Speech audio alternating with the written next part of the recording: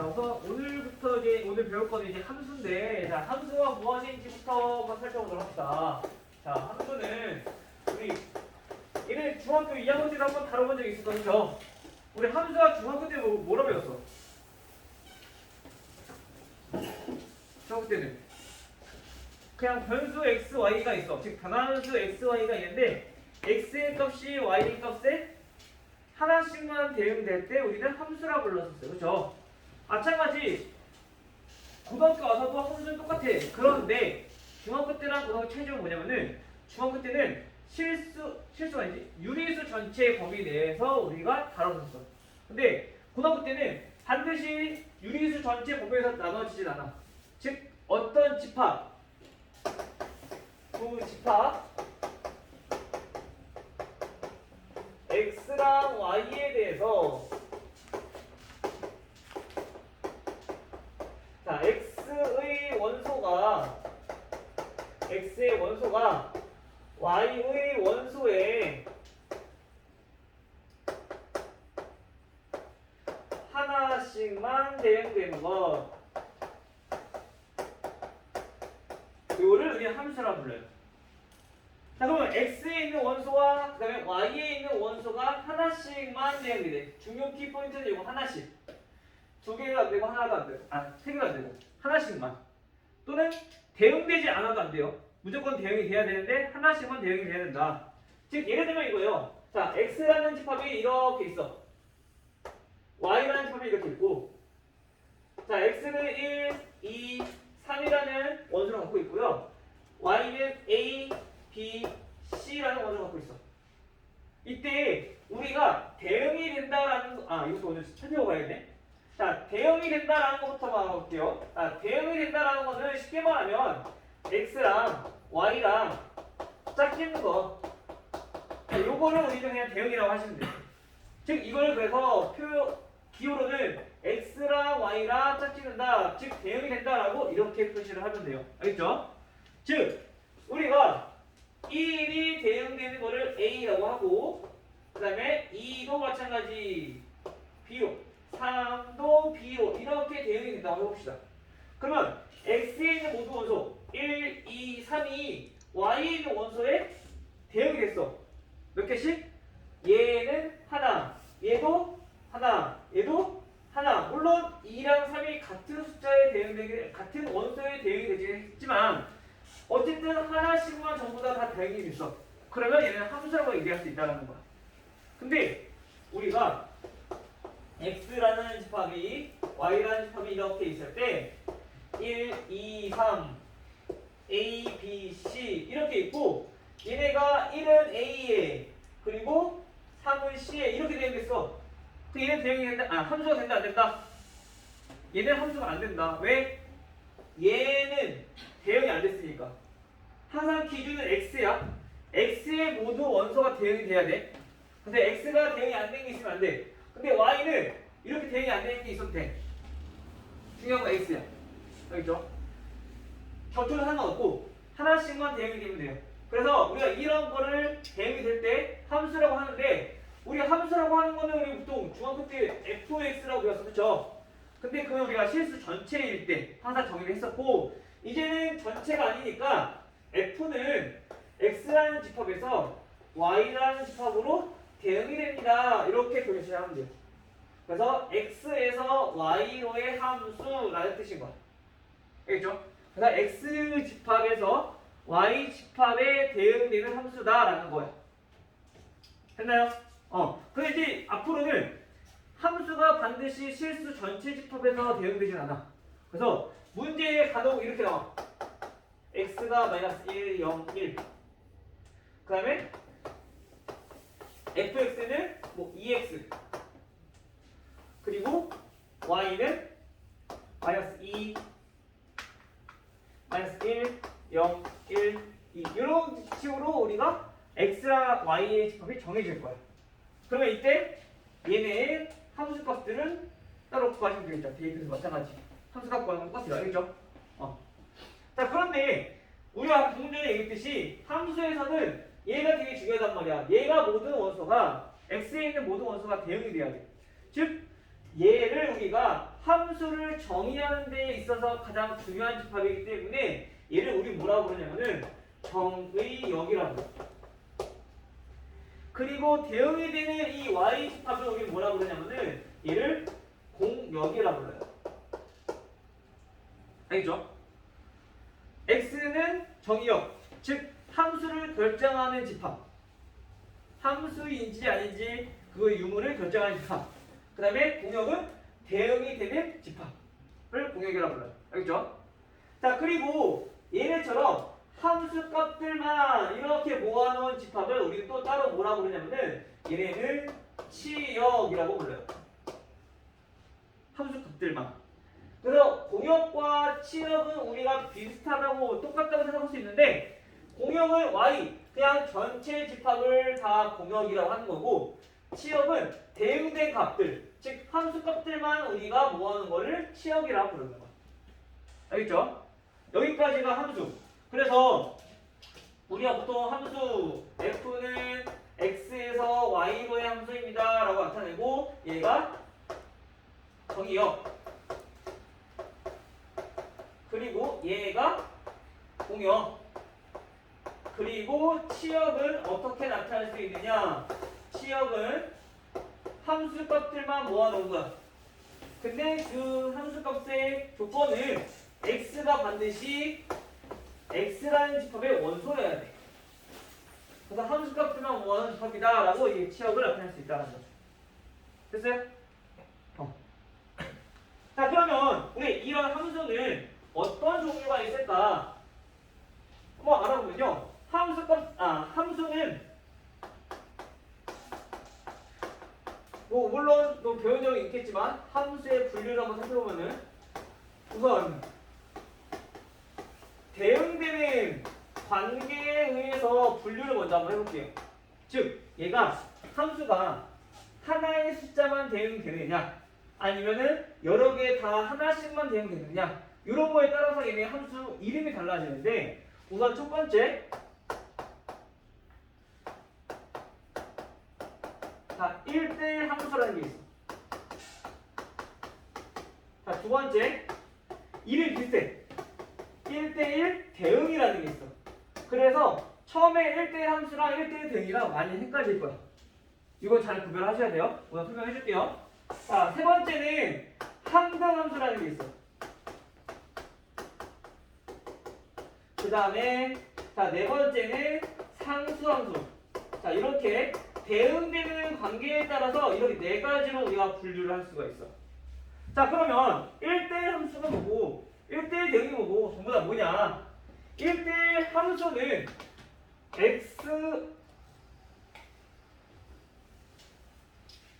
x라는 집합, y라는 집합. 1대1이니까 얘네처럼 겹치는 게 있으면 안 된다는 얘기. 쉽게 말하면. 뭐 문제, 뭐 책에는 복잡하게 나와 있어. 어떻게 하냐면은 fx1, fx2 얘네가 같지 않으면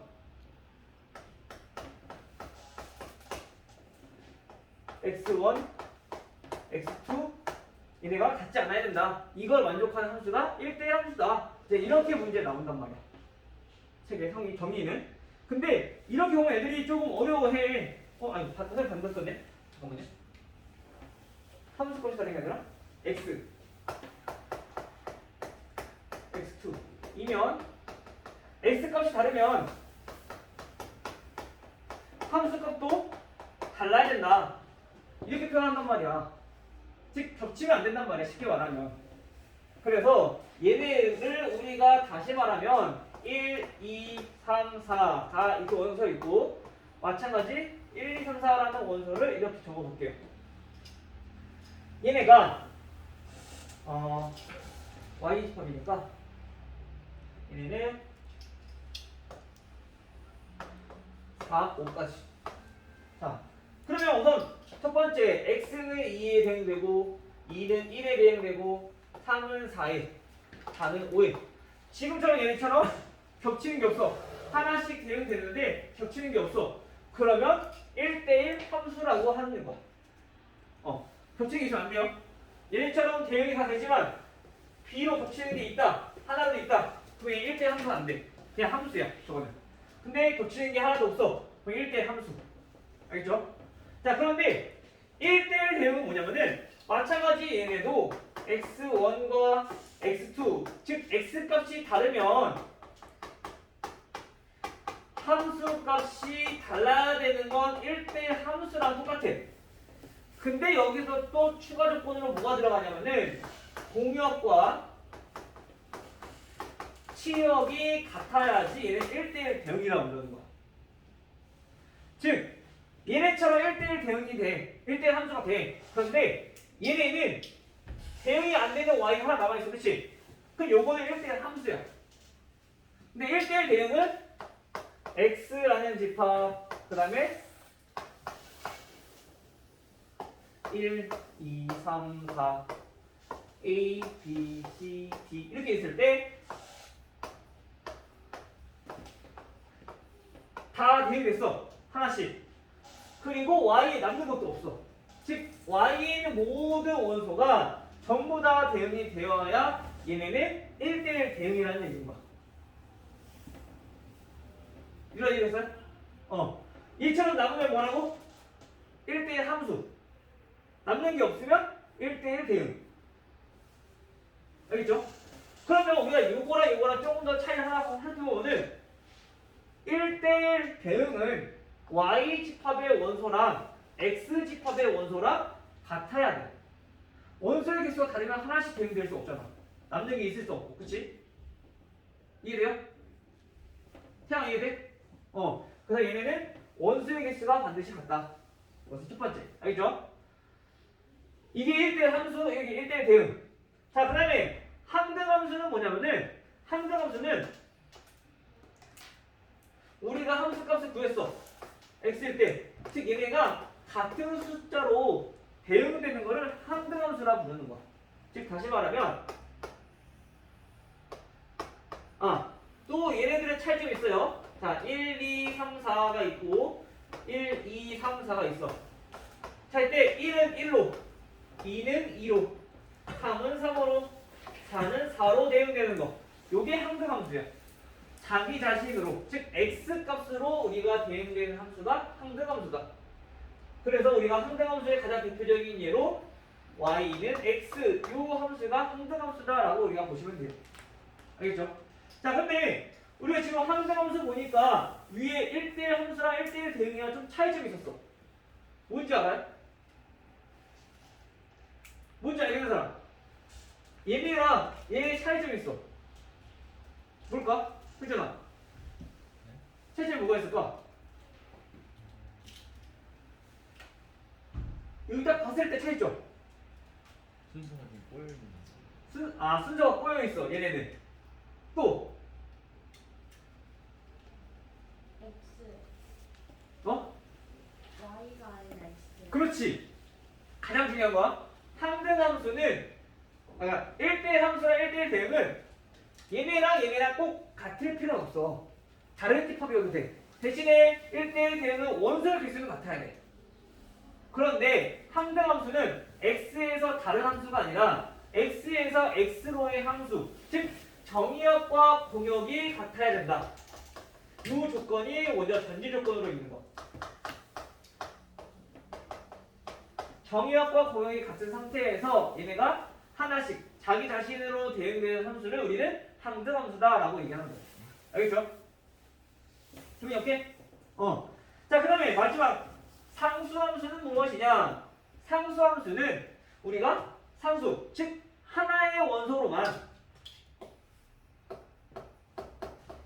하나의 원소로만 대응되는 것. 하나의 원소만 대응돼. 즉 다시 말하면 자, x 1, 2, 3, 4 그다음에 y 3, 4, 5, 6 자, 이렇게 있어.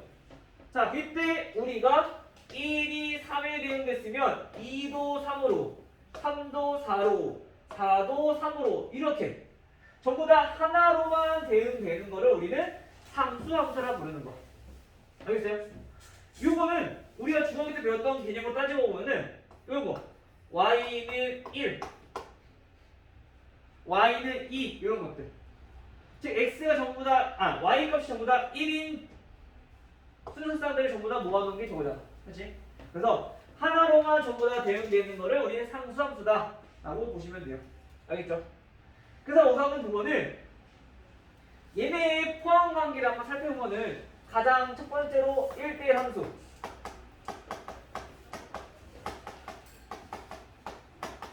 자, 이렇게 제일 큰 집합으로 있고 여기 안에 1대1 대응이 있는 거. 이렇게. 물론 1대1 대응이 아닌 것들도 있겠지, 바깥쪽에. 그쵸? 얘네처럼. 근데 그 안에 이제 1대1 대응이 있는 거고 1대1 대응 안에 여기에 항등함수가 포함되어 있는 거.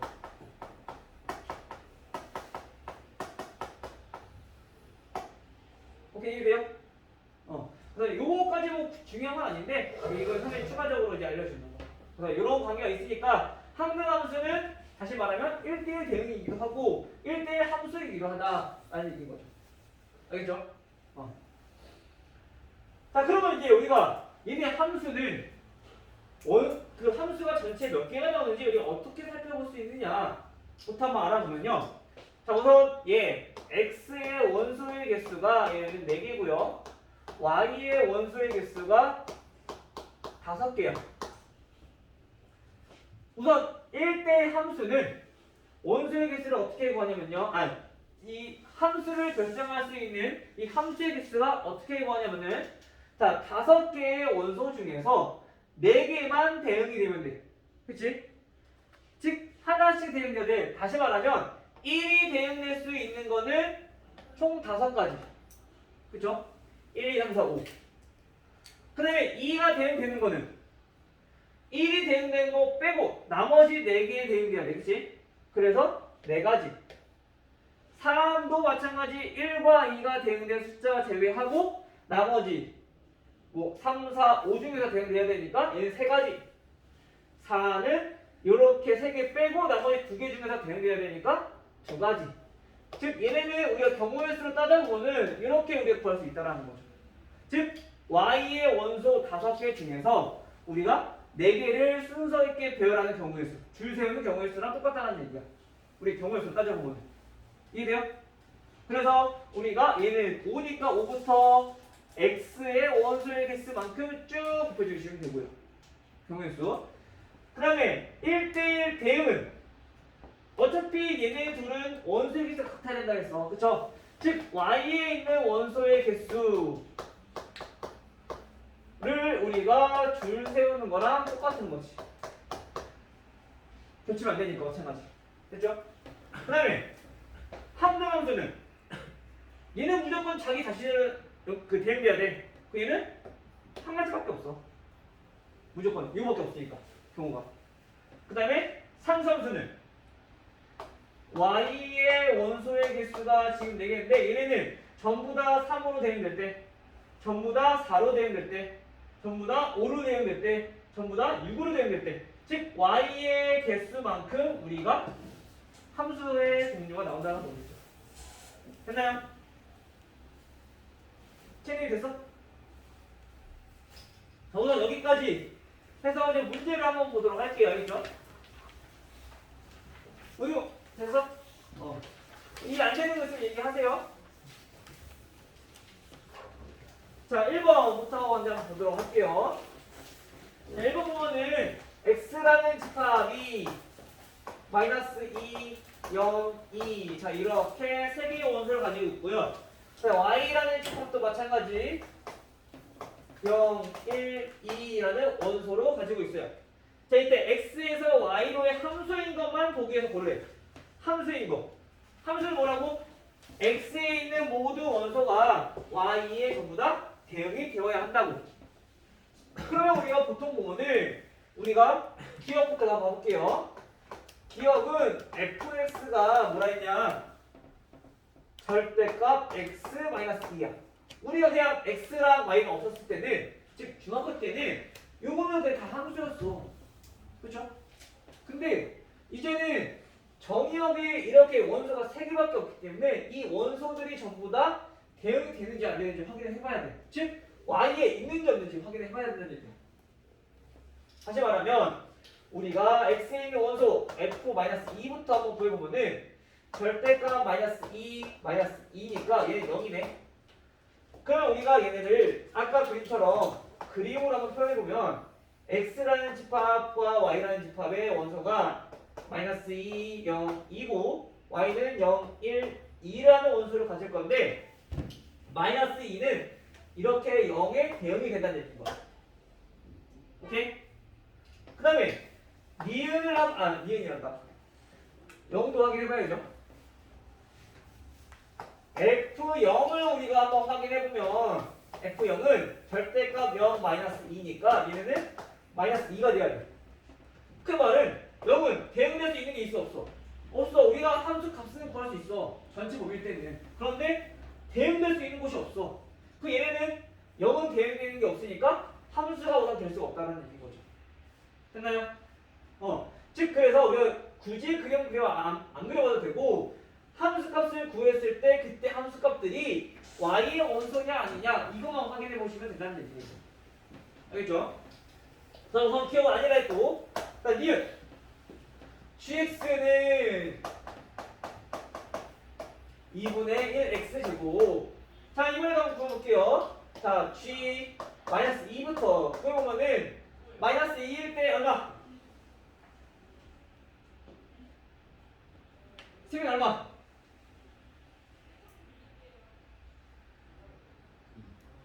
2 제곱이니까 4 곱하기 2분의 1이니까 2.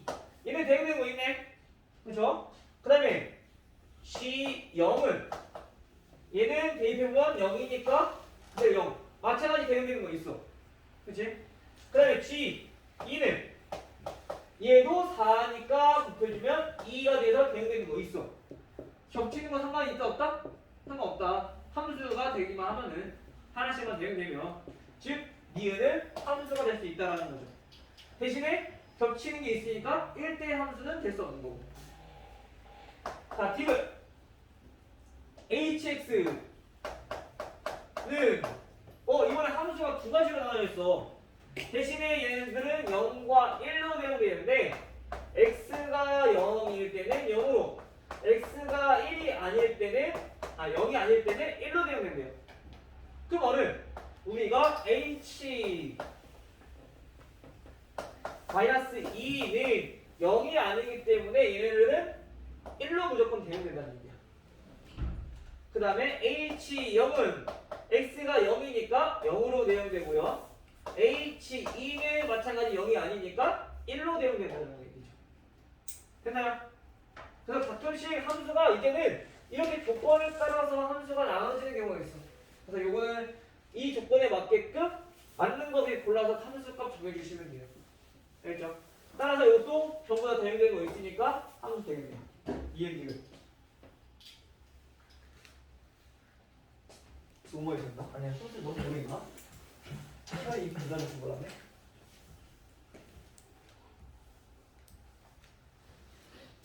자, 그 다음 4번 보시면 4번에 어차피 방금 전에 얘기했던 것처럼 함수가 조건으로 나눠졌을 때 즉 fx가 2x-1과 그 다음에 fx-3 이렇게 정해졌대요. 근데 x가 0보다 크거나 같고 3보다 작거나 같을 때는 이 함수를 따르고 그 다음에 x가 3보다 클 때는 우리가 이렇게 따른다. 자 그러면 그때 우리가 f2-f19 얘네를 구하는 건데 그 얘네는 어떻게 구하냐. 우선 f2는 쉽게 구할 수 있어. f2는 얼마? 요 사이에 있는 범위니까 그냥 바로 대입하면 돼. 그러면 4-1이니까 얘는 3이라고 우리 금방 알 수 있죠. 근데 문제는 F19야. F19는 3보다 크기 때문에 여기다 대입을 해보면 F19-3이니까 16이랑 똑같다는 얘기야. 그렇죠? 다시 F16은 또 3보다 크니까 얘는 F13이랑 똑같다는 얘기야. 다시 또 14번은 3보다 크니까 F10이랑 같다는 얘기고 계속 3보다 작을 때까지 계산을 하라는 얘기인 거야. 그러면 얘는 F4 그 다음에 마지막으로 F1과 똑같다라는 사실을 우리가 알 수 있다는 거지. 했나요? 유라 이해했어요? 자 그럼 F1은 다시 이 범위 들어왔으니까 1 대입해서 얼마? 1. 따라서 이 값을 빼기 하니까 2가 되겠네요.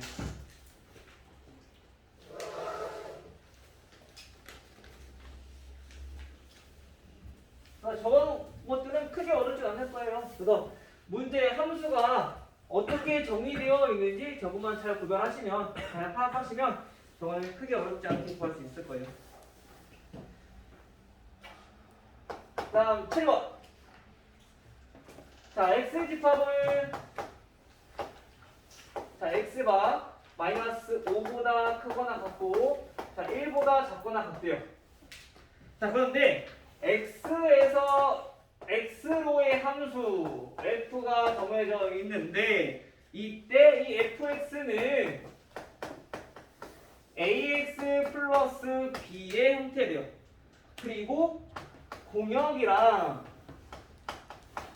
치역이랑 같대요. 이때의 실수 a, b에 대해서 a 빼기 b의 값을 구하시오. 자, 얘는 어떻게 구해야 되느냐? 우선 첫 번째 힌트는 공역과 치역이 똑같다. 그 말은 공역 또 마찬가지 x일 건데 x에 있는 모든 원소가 전부 다 대응이 돼야 된다는 얘기인 거야. 남는 거 없이. 그러면 우선 우리가 요거는 많이 봤어. 1차 함수법이야. 그럼 1차 함수는 우리가 얘 증가함수 또는 감소함수라고 얘기할 수 있는데 증가함수랑 감소함수가 뭐냐면은 증가함수는 x가 크면 y의 값도 크다는 얘기인 거야. 감소함수는 x가 커질수록 y의 값은 반대로 작아진다는 얘기인 거야. 직선의 형태니까 얘네는 증가함수 아니면 감소함수일 거란 말이야. 그러면 증가함수일 때 또는 감소함수일 때 우리가 두 가지로 나눠서 우리가 경우를 구해봐야 되는데 첫 번째 어떤 경우냐, 즉 증가함수라는 거는 가장 작은 값인 마이너스 5를 대입했을 때 마이너스 5a 플러스 b가 되겠죠. 근데 이 값이 몇이 나와야 되냐면은 마이너스 5가 나와야 되는 얘기야. 그죠? 그러면 가장 큰 값인 1을 대입했을 때는 a 플러스 b가 될 텐데 얘가 몇이 돼야 돼? 얘가 1이 돼야 된다는 얘기인 거야.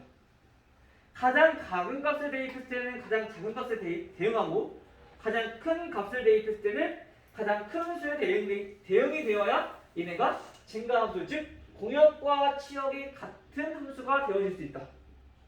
됐어요? 쟤는 이해됐어? 자, 그럼 우리가 요 조건이니까 요거를 이용해서 우리가 연립방정식 풀어주면은 마이너스 6a는 마이너스 6 따라서 a는 1이 될 거고 b는 0이 되겠네요. 그쵸? 자, 두 번째 이번엔 감소함수일 때, 즉 x의 가장 작은 값인 마이너스 5를 대입했을 때 이때는 반대로 함수 값이 가장 커야 돼. 그래서 얘는 1이 돼야 되고요. x의 가장 큰 값인 1을 대입했을 때 반대로 y의 값은 가장 작은 값인 마이너스 5에 대응이 돼야 된다는 얘기인 거죠. 그렇죠? 따라서 마찬가지 또 빼서 연립방정식 풀어주면은 마이너스 6a는 6이 되고 a는 마이너스 1이 되겠죠. 따라서 b는 마이너스 4가 되겠네요. 그러면 a 빼기 b, 근데 문제가 얘네도 나오고 얘네도 나와. a 빼기 b는 얘는 1이고 얘는 a 빼기 b는 3이야. 근데 문제의 단 a 곱하기 b는 0이 아니라 했어. 그 말은 뭐야? 둘 다 0이면 안 된다. 요거 안 된다는 얘기인 거죠. 따라서 a 빼기 b는 3이다. 됐나요? 선생님이 함수 설명이 길어졌나 봐. 원래 나가려고 했던 것보다 훨씬 못 나오네. 큰일 났네. 다음에는 힘들어지겠는데 이거 큰일 났네. 원래 선생님 계획은 57초까지였었는데